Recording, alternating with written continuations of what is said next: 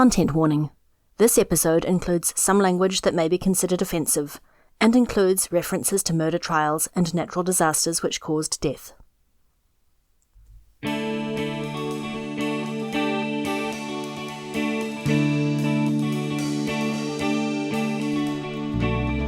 Kia ora koutou. I'm Collin Bjork, and this is the Pod Uni podcast. I am very excited about this episode because the topic is near and dear to my heart. It is about the ethical and legal issues associated with true crime podcasting. I'm excited about this because I recently won a Marsden grant to research and study true crime podcasting. And specifically, I'm interested in the relationship between the listening publics who consume these true crime podcasts and how those publics debate and come to judgments about some of our biggest social issues, right and wrong, good and bad, criminal, victim. All of these are questions that are brought up and debated on and when we talk about true crime podcasts. But as you know, true crime podcasting is also a pretty problematic genre. It's got a bad track record, let's say, in some cases. And so there are many legal and ethical issues that this genre raises. And I was very fortunate to be asked by Dr. Lewis Tennant, who runs the New Zealand Podcast Summit, to interview two true crime podcasters live at the New Zealand Podcast Summit in 2024. Little info about the New Zealand Podcast Summit. It's a really lovely gathering of podcast producers, journalists, aspiring podcasters, podcast academics like myself, students who come together each year at AUT, usually in May, to discuss the latest in the world of podcasting. I encourage you to look it up. You can learn more at nzpodsummit.com to find out more about next year's event. The two people I interviewed are Michael Wright and Ryan Wolf. Michael Wright is a journalist, reporter, and podcast producer. He co-produced and presented the Erebus investigation, White Silence, and the CTV building investigation, Collapse. Both of those podcasts I have taught before at Massey. And Michael Wright's 2023 podcast, The Trial, covered the murder trial of David Charles Benbow. Ryan Wolf is a lawyer, actor, and podcast producer. He independently produces and hosts Guilt, a true crime podcast, which is now in its fourth season. Season 3 of Guilt, Finding Heidi, is one of the top 0.5% of most popular shows globally. And now, here is the live interview from the New Zealand Podcast Summit.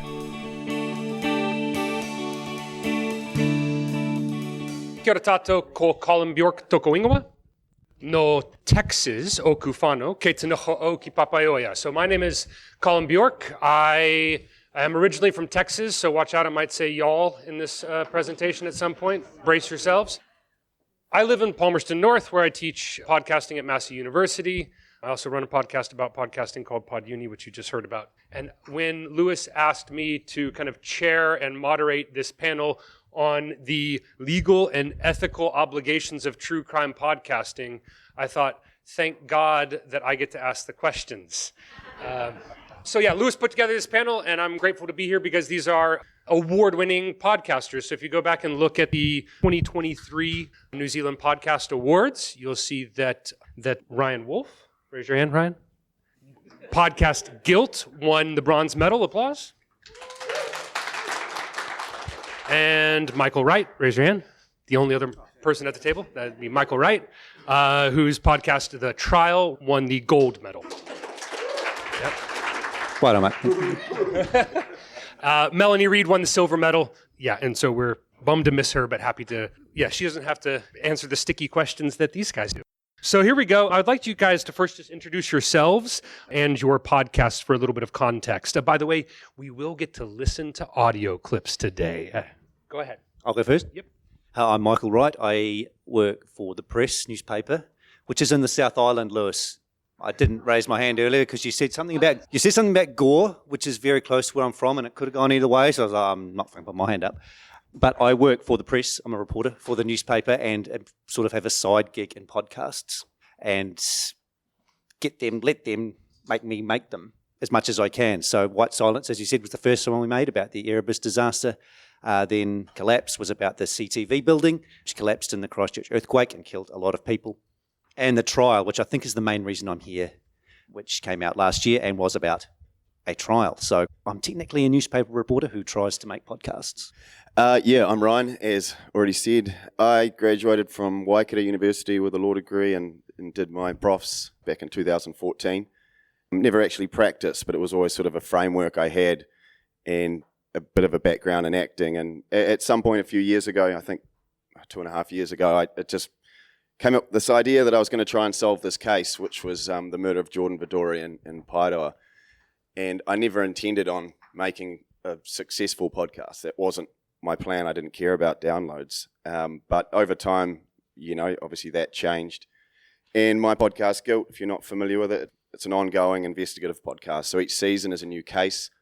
And it sort of is what it is. I basically go through, lift every stone and knock on every door that I can, pretty much. So, yeah. And here we are. Kapai. So we're supposed to wrestle with the legal and ethical obligations of true crime, which I guarantee you will solve in 45 minutes. I figured we start with the legal first because that might be maybe a bit more nuts and boltsy than the ethical, which can be very sticky. And actually, I hope that the ethical korero will lead into some questions and answers from you. So we'll start with the legal. And I want to start here with a clip from Guilt. This is the most recent season about simply legal disclaimers, right? So very pragmatically, both of you have legal disclaimers in your true crime podcast. Let's listen to one example and then talk about what goes into it. Guilt is a Brevity Studios production.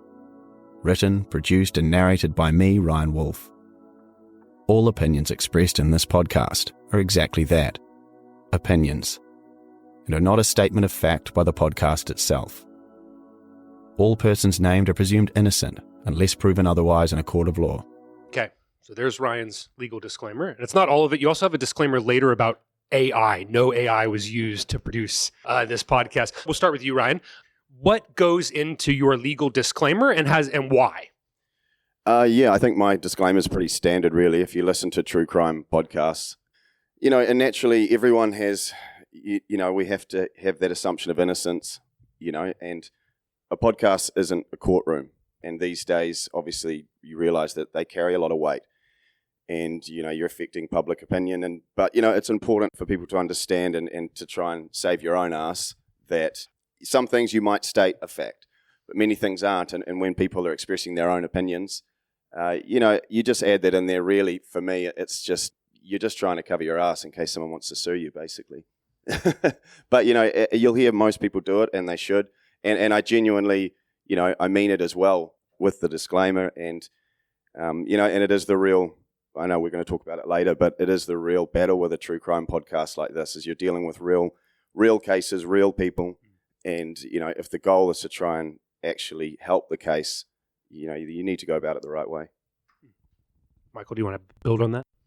You're going to play my clip next, so maybe I'll just wait. Okay, you wait. Yep, that's good. Can I follow up then about the AI disclaimer? That's just my own personal bugbear because, there's a lot of, people might use it. I don't know, but I've sort of become aware of, companies contact me saying that they can make content with my voice and give me a cut of the money and stuff. And I just think it's bullshit, to be honest. And, there's software that you can use that you record something and then you can edit it and it'll just use your voice to change things to make it sound better. And I just don't really agree with it. And I mean, I know some people might, but so for me, it was just something that I'd started adding just because I want people to know that what you hear is what I wrote and nothing more. Yeah. Nice.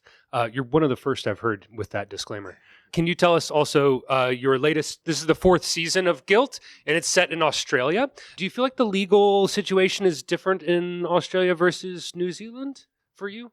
Yeah, that's been something to sort of navigate. It is a different legal system, but it's very similar, obviously, and you're dealing with the same kind of, defamation is going to be the same more or less wherever you are.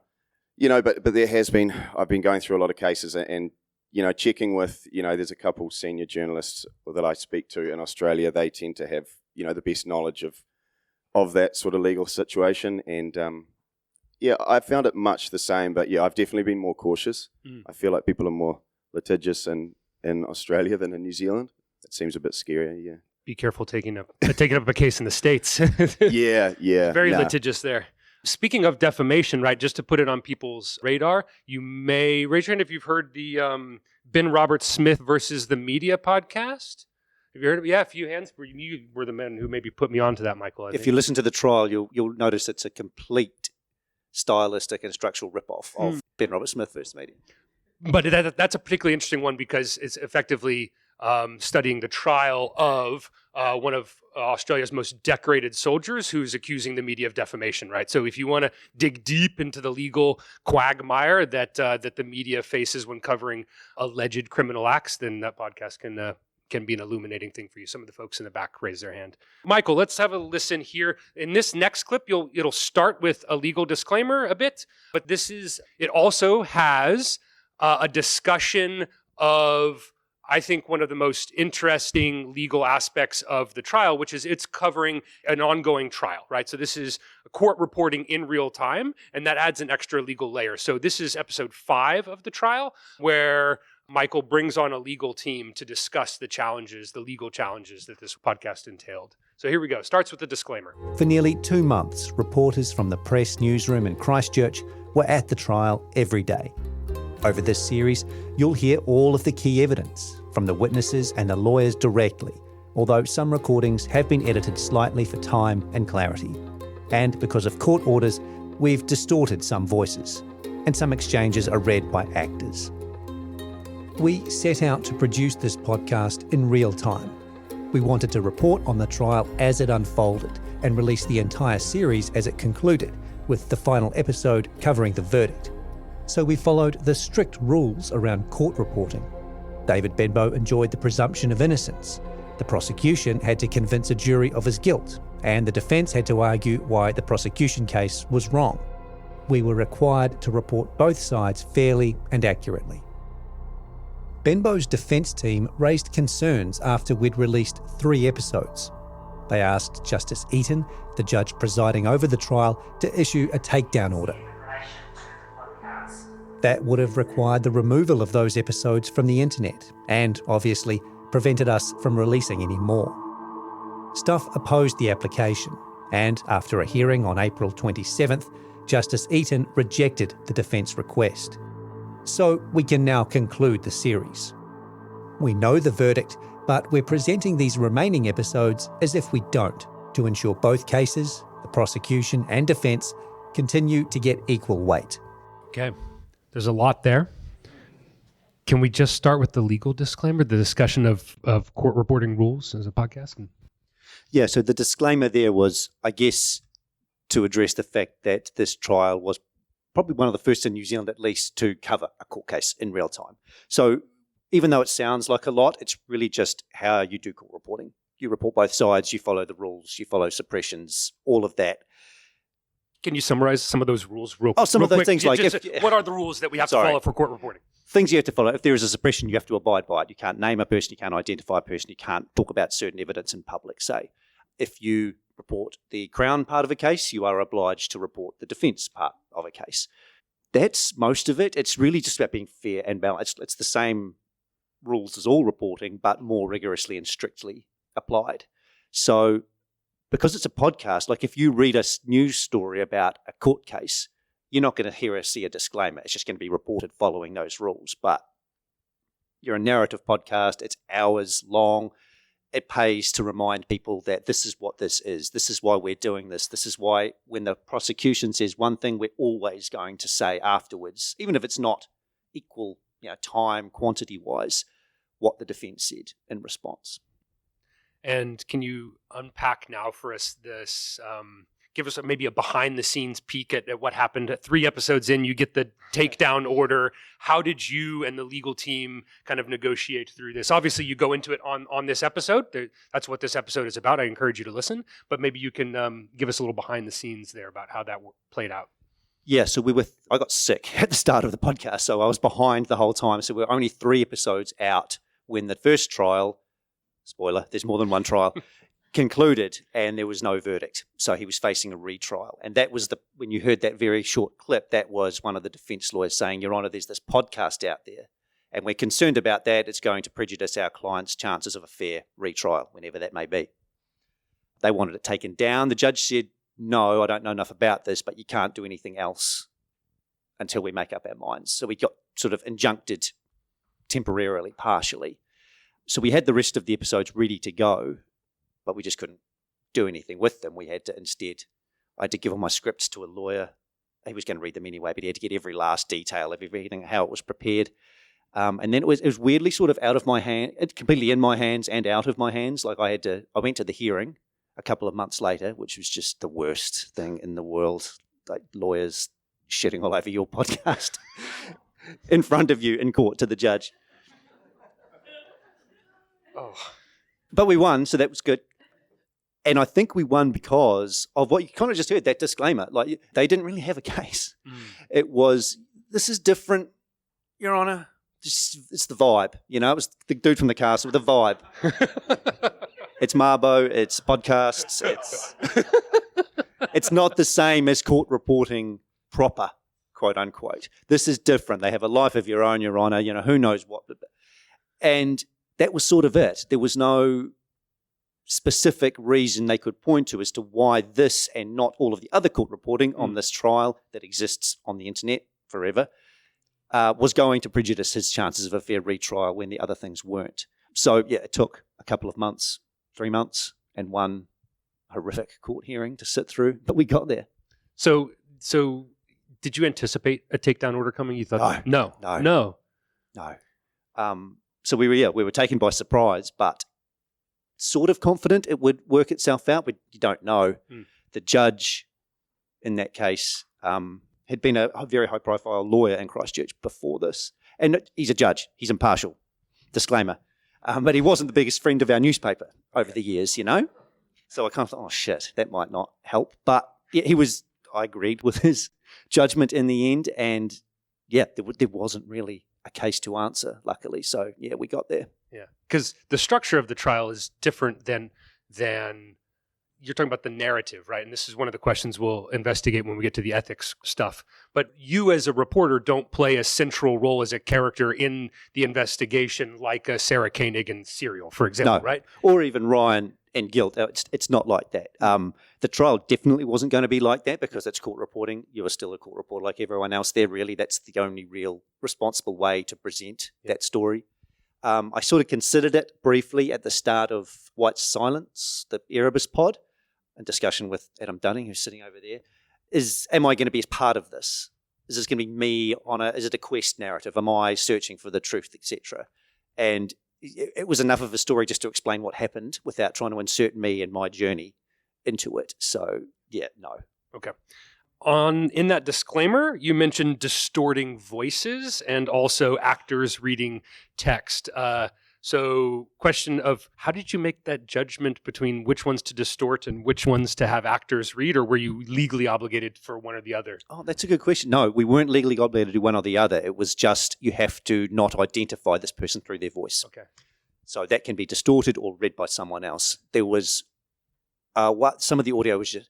So there was this weird side plot. If you've listened to the trial, there's a lot of witnesses from the Littleton port who are all from northern England. And they talk really fast, and there's also, you know what I'm saying? And there was one, the audio wasn't great, and I think he was actually a Geordie. And our producer, who's from Lancashire, but no one could tell the difference in New Zealand, was you can do that because the audio sucks. If we distort it, it's going to be unintelligible. So you do that. But yeah, the bar was just run some distortion through this, so the person isn't identifiable. And even then I was kind of like, identifiable how?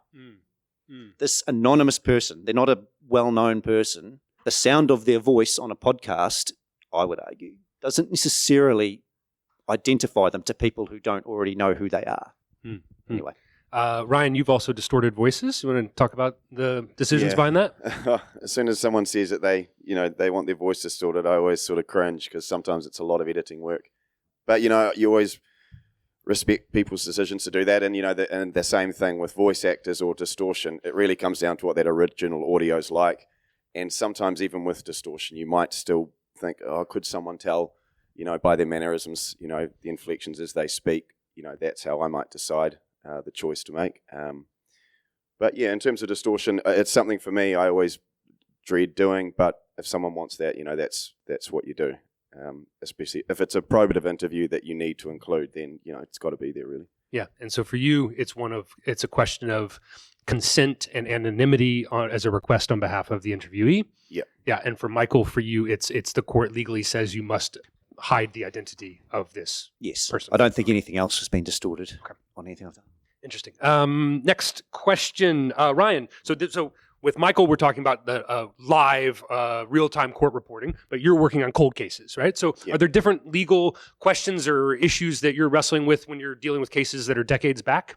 Yeah, I mean, there's a reason why I guess I pick cold cases is because they're old and, it's in the name, they're cold. And so, the legal side of that for me is I feel comfortable, stepping into a case and not being as worried. I mean, all murder cases are never closed in New Zealand. They're always open forever to new evidence. But older cases, I feel, they're not really active, and you're less likely to negatively impact a case. I remember when the trial came out, and I thought, whoa, like that's ballsy doing that.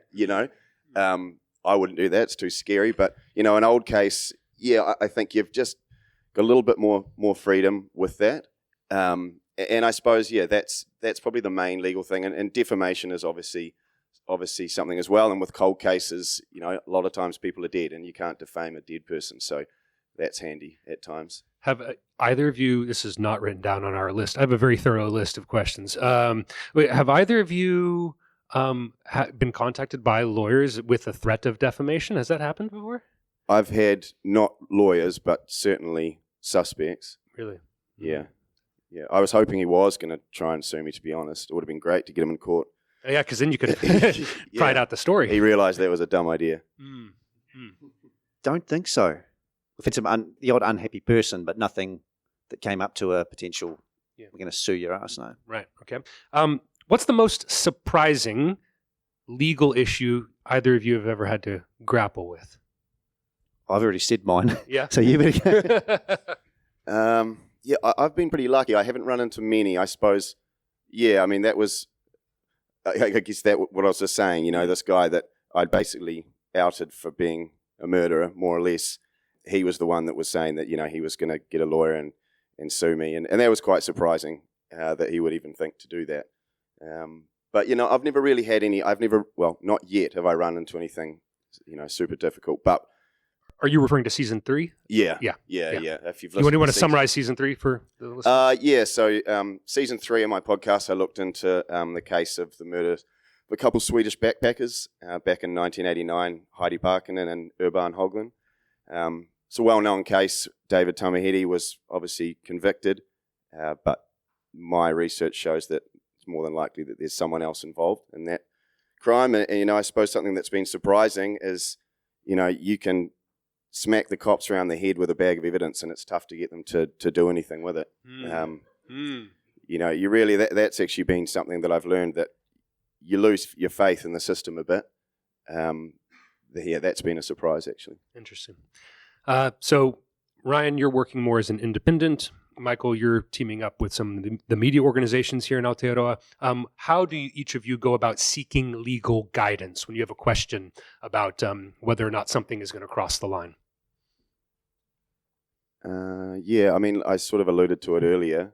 Obviously, I've got a bit of a legal background, so I always sort of have a gut feeling of where that line is, but I'm not a trained journalist, so like I said, I'll sort of lean on other people. I speak to like Hedley Thomas occasionally, and who the teacher's pet and obviously knows his way around, journalism and that kind of thing. And Mel Reid, who's not here, I speak to her quite often and sort of lean on people like that. They've got a wealth of experience, and if normally someone's tried to sue them along the way. So, yeah. I'm kind of the opposite in that I am a trained journalist with a little bit of media law baked in there. So I have a vague sense of, well, not a vague, but a working sense of what usually flies or not. Any old story that needs legaling. But yeah, I work for Stuff and we have counsel. So every script gets legaled ultimately.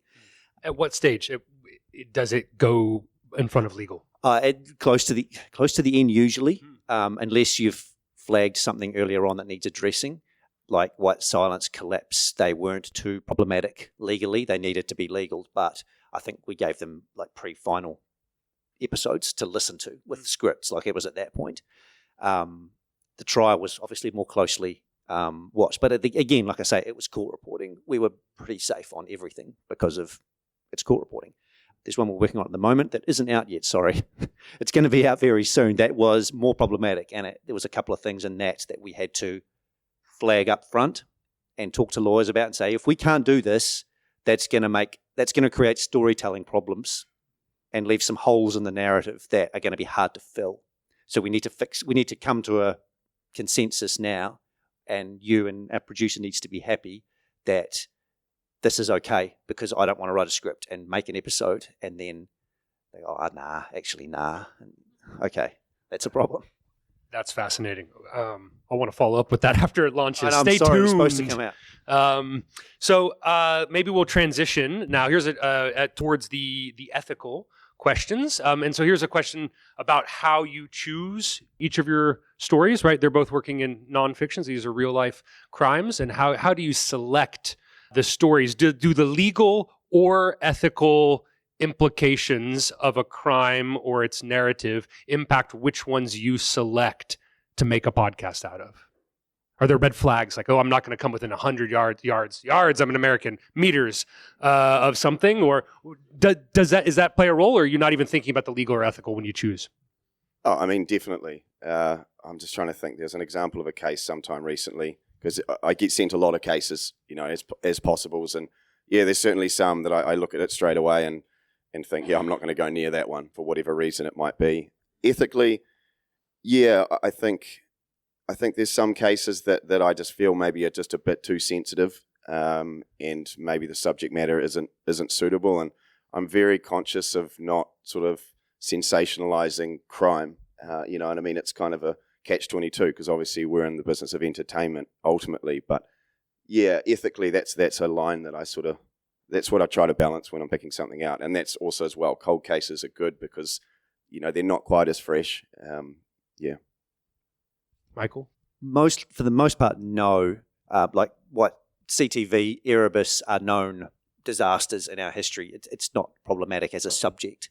And the trial, I've said before, if a red flag might be raised if it was something that came to you, or it was something maybe a bit more like Gone Fishing, say, another stuff podcast. And the genesis of that was an individual who has a story, which is interesting, but may be like an unreliable narrator as part of that as well. So if someone came and they were a bit dicey I know how much I can trust this person as a source of information and a source of an idea for a podcast, then you would think a bit more closely about it. I have had one other idea, hasn't been made into a pod yet. It's still sort of sitting in the background, where we had there was some source material that was quite sensitive. It was it involved someone being interviewed by a psychiatrist, and the advice was, we can totally use this if the person involved says yes, but only then. And we haven't got that far, so it's a no, right, as it stands. Yeah. Medical, the doctors. It's just it's too sensitive. It's too sensitive. It's too private and information to just use even responsibly without permission. Yeah, of course. Okay, so let's get into the ethics, the sticky, messy bits. We know that true crime podcasting, like true crime storytelling writ large, is a historically problematic genre, right? It has a tendency to lionize powerful men, to sensationalize violence against women, to overrepresent and misrepresent minorities, especially racial minorities, as criminals.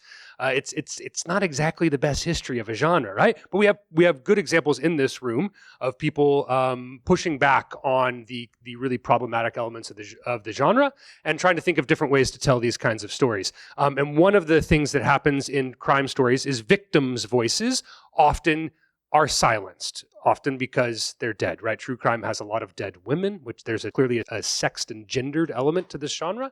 And I want to listen to a clip to talk about victims' voices. And we're going to go to a clip here from Guilt. This is season 4, the end of the first episode, that's talking about victims' voices. Then we'll ask Ryan a question. We're going to finish every episode of this season with something special. We don't have audio of Alana's voice, but we do have her words. Her family have kindly shared letters and poems written by Alana, and these will be read at the end of every episode by Ricky's daughter, Alana's niece, Elena, who today is 14 years old. August 15th, 1990. To Mel and everyone. Hi, how is everyone? I'm fine. I'm on holidays right now. Okay, that clip actually, her voice goes on longer. I encourage you to listen if you want to hear more of what her diary says. Ryan, can you tell us a little bit about that editorial decision? Yeah, I think, for me, and I think this is feedback I get about my podcast, is that I do sort of try and make sure the victims' voices are heard, and that, you're telling their story as well as investigating their story. And it's something I sort of came across in season 3 was Heidi had written letters home. And I thought it would be great to hear, their voice, through the end of the podcast. And then in Ilana's case, this current one, was the same thing. Her aunt, I think it is, she pulled all these letters out when I was at her house, and I was like, Jesus, like, where are these from? And she said, Ilana had sent her all these letters, and we're going through, and it was like a chronological, the story of the last few years of her life sent in all these letters, and, starting off, when she was like 12 up until she died, and you could really sense the change, and, she was becoming addicted to heroin and and a lot of different things, and I just thought it was really powerful. And and I wanted to make sure people connected with her. I think it's really important that your listeners connect with the subject matter. They need to care, and, that's part of why I put it in, but also, people hear their voice, and, obviously after they're gone. Related to that, Michael, I have a clip here from White Silence, which is about the Erebus plane crash in Antarctica. This clip is related to this question of victims' voices. It's the opening of the very first episode. I'll explain the characters maybe after you hear their voices, or maybe I'll let Michael do it. Drove in. The door is shut, as it always is. And when I came in, and I know exactly the date because it was the 29th of March, happened to be my birthday, and we'd been out for a celebration drink, as you do. First year without Jim. This is Maria Collins. She's describing a night from back in 1980. Maria is a widow. She's in her 80s now, but she still lives in the same house she did that night nearly 40 years ago. So that's Maria Collins, as Michael just said. She is a double victim here. She's a victim. She's telling the story of a victim of a break-in at her house. She's also the victim because she is the wife of Jim, who was the pilot who was flying the plane that crashed. Okay, and Jim is a particularly tricky character, I think, to represent, because he is both a victim in that he died in the crash, but also people view him with suspicion because he was the pilot. I'd like to know kind of how did you go about accounting for victims' voices in White Silence, and specifically maybe the tricky position of Jim? Yeah, so Jim was the pilot, and one of the central questions of the Erebus disaster in the podcast is who was to blame, who was at fault or not, and to what extent for the crash. And there were differing opinions that it was mostly or largely the pilots, or it was mostly or largely Air New Zealand as an organisation and its poor management. So it was, because it's so old, and this is again something similar to cold cases, a lot of the narrative is established around this. There had been multiple court hearings that had played most of it out. There wasn't much you could say about, I think this person is responsible or that person is responsible, that you couldn't fall back on some kind of qualified privilege from some court judgment somewhere that backed you up and allowed you to say that. The difficult part was he died. That was his widow, who went through hell afterwards. Just the process generally just chews people up and spits them out when they're like in her position.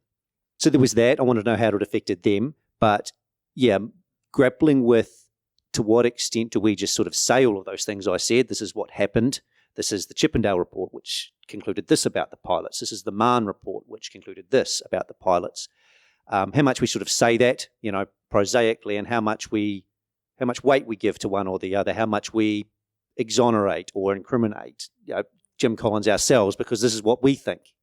And it was mostly impartial, but towards the end, writing the last episode, I thought, I think this warrants some editorializing on my part, which was still sort of a bit fence city. But yeah, it was a tough one because Air New Zealand's a big bad company, and there were some individuals in there who were cast as villains. The unfortunate chief executive, who was this Muldoonish figure, and mates with Muldoon anyway, who was tough to like at the time. But Jim, he was just the guy who happened to be flying that flight. He was just a pilot who lived in St Heliers and had 4 daughters, and they'd already gone through enough. So it was tough, and I think we landed on the right spot.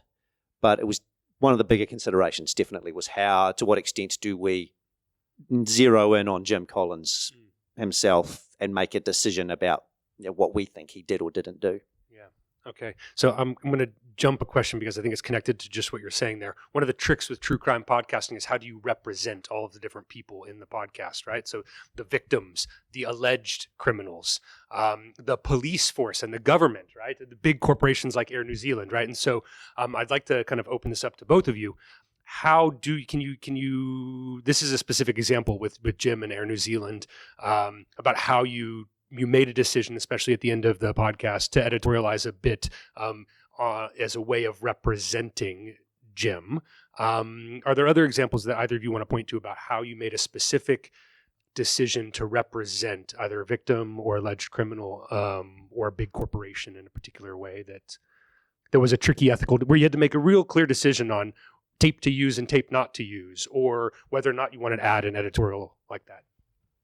I mean, that happens all the time on a day-to-day basis, really. To be honest, I mean, every person, this is the battle that you have, and particularly what, I'm doing investigative stuff, is that, you meet these people and, and maybe they've done something or they've led a life and you're portraying that life and they may have done a certain thing. There's a girl that I'm working with at the moment and she's, a victim in this case I'm working on, and was the victim of sexual abuse, but it's connected to Alana's death. But a lot of people have a really negative idea of her and things she did when she was younger, and I'm sort of battling with, and she does have some responsibility for what happened to Alana, and I'm battling with, putting across her story to make people connect with her and sort of empathize with her, but then also thinking, I've got to kind of put my journalist hat on a little bit and sort of be unbiased and be a bit more honest about some of the things that she has done. And I find that happens all the time. And in terms of tape that I don't use, most of it never gets used. For every 10 hours you record, I probably use 20 minutes of it, I suppose. I don't know. There's tons of stuff I'd love to use, but to protect them or for other reasons, you don't use it. It's always a consideration. Yeah. I probably have 2 examples on that thing. One was from Collapse, which is about CTV. Similar to Erebus in a lot of ways, and we got really close to having Alan Ray, who was the principal of the firm that designed the building that was found by a Royal Commission to be substandard, shouldn't have got a building permit. He nearly was interviewed for the pod. Oh, wow. Yeah, his lawyer was like a White Silence superfan by chance. I was like, finally, one can pay off.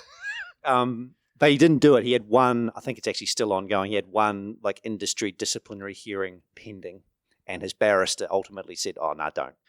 So that sucked because there was parts of the story that really only he could speak to. But then you were left with the question, well, how do you treat Alan Ray in this pod? Because, you want to do something. And if you want to address these things, talking to his lawyer, like, you're the only ones who can do this. Like, he hasn't come off well in the media. He said the things he said. The commission's found the things they've found.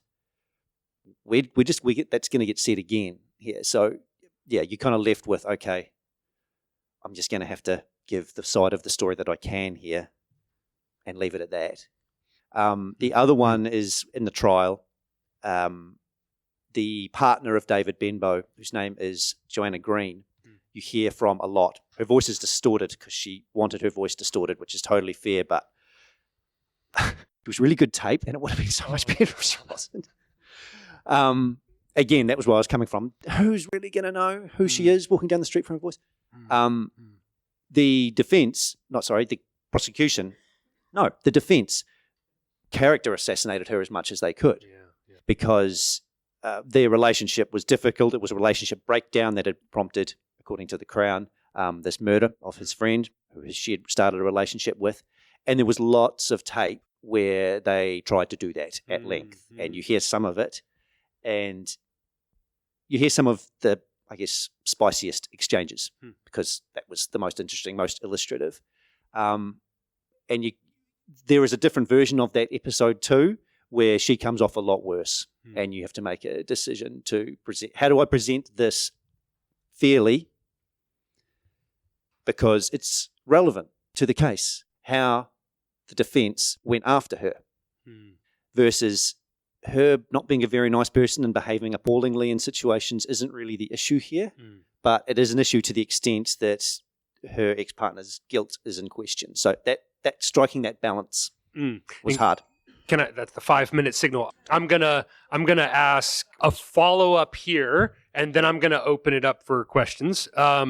So the follow-up is, you're talking earlier about how court reporting wants you to be, weigh both sides equally. It seems to equate fairness with equal perspectives, but also power is always at play here, right? There are wealthy or stronger or people who are in positions of more power and less power. So I'm curious to know, how would you have, with that example of Joanna Green, who was accused, they were character assassinating her, the defense was, how would you have reported that differently if you didn't have to, or how would you have told that true crime story differently if it didn't have to follow the strict court reporting rules?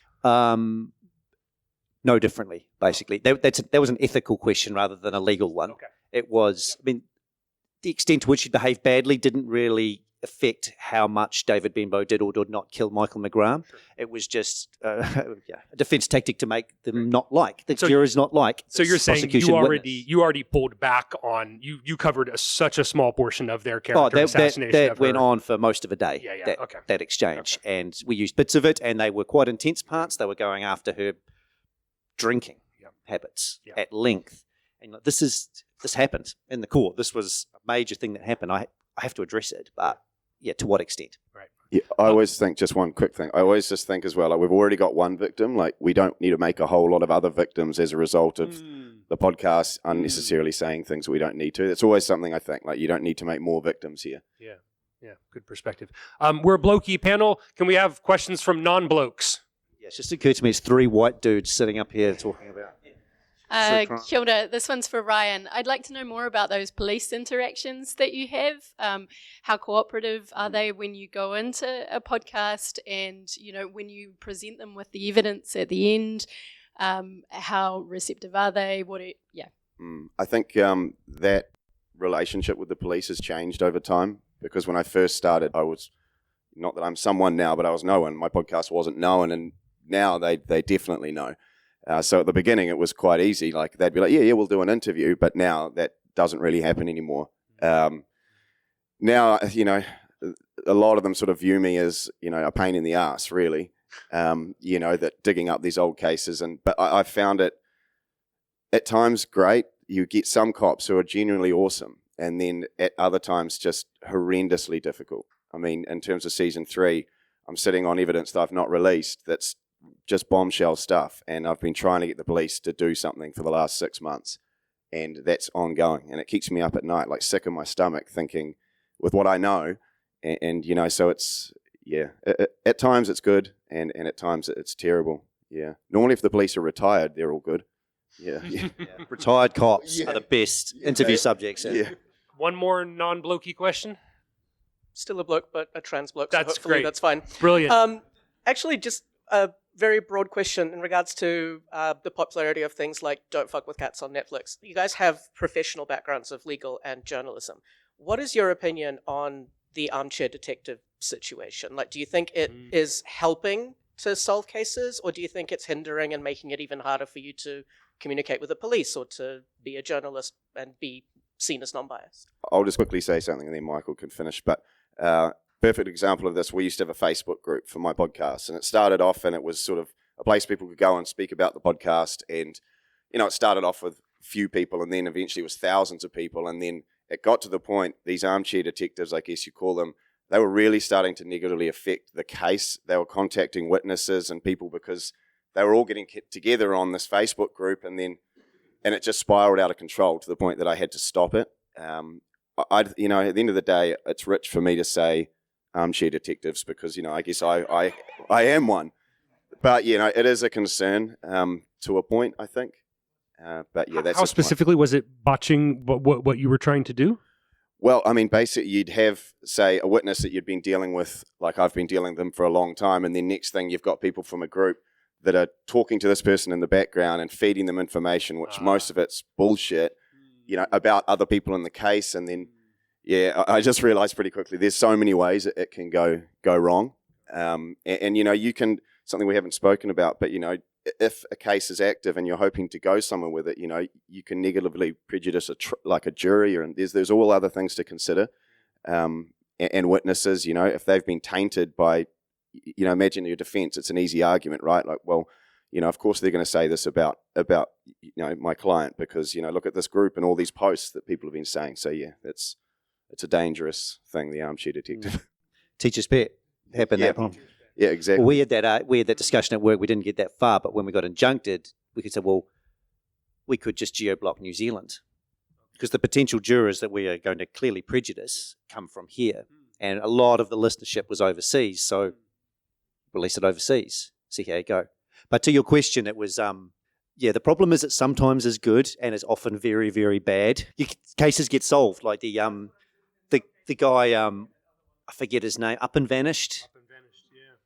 Yeah, Payne. That he was he solved a case, and pretty responsibly, I think, from memory. Yeah, exactly. Patton Oswald's, so yeah, it's good sometimes, but yeah, you heard what Ryan said. Righto. Thank you so much. Ngā mihi nui.